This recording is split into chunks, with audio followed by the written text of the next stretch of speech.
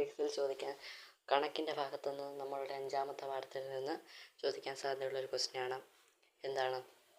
Energy കണ്ടുപിടിക്കാനല്ലേ 30 ഡേയ്സിൻ്റെ അല്ലെങ്കിൽ 60 ഡേയ്സിൻ്റെ എന്നിങ്ങനെ എന്താണ് ഡേയ്സിൻ്റെ അല്ലെങ്കിൽ ഒരു മന്തിൻ്റെ എന്താണ് എനർജി കൺസപ്ഷൻ ഒരു ഹൗസിൻ്റെ ആവാം, എന്ത് വേണമെങ്കിലും ആവാം. അതിൻ്റെ എന്താണ് ഒരു മാസത്തെ അല്ലെങ്കിൽ 30 ഡേയ്സ് നേരം അതിൻ്റെ എന്താണ് എനർജി കൺസപ്ഷൻ കണ്ടുപിടിക്കാനായിട്ട് എന്തായാലും ഈ പ്രാവശ്യത്തെ പബ്ലിക് എക്സാമിന് ചോദിക്കാൻ ചാൻസ് ഉണ്ട്.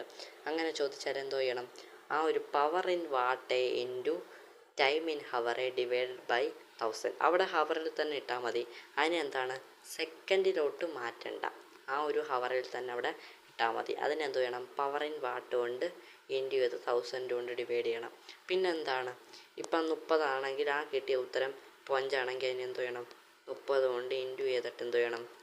ഉത്തരം അവസാനം എഴുതണം. എന്നാലേ അവിടെ ടോട്ടൽ എനർജി കൺസപ്ഷൻ എന്ന് പറഞ്ഞിട്ട് എന്തോ ചെയ്യണം? അവിടെ ഇടണം.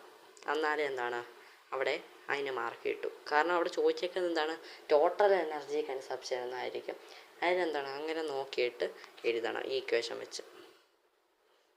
അങ്ങനത്തെ ഒരു ക്വസ്റ്റ്യനാണ്, ഈ ടൈപ്പ് ക്വസ്റ്റ്യനാണ് വരാൻ സാധ്യതയായിട്ടുള്ളത് ഈ പ്രാവശ്യത്തെ SSLC. അതിനാൽ ഈ ടൈപ്പ് ക്വസ്റ്റ്യൻ എന്താണ് ചെയ്ത് പഠിച്ചുകൊണ്ട് തന്നെ പോവുക.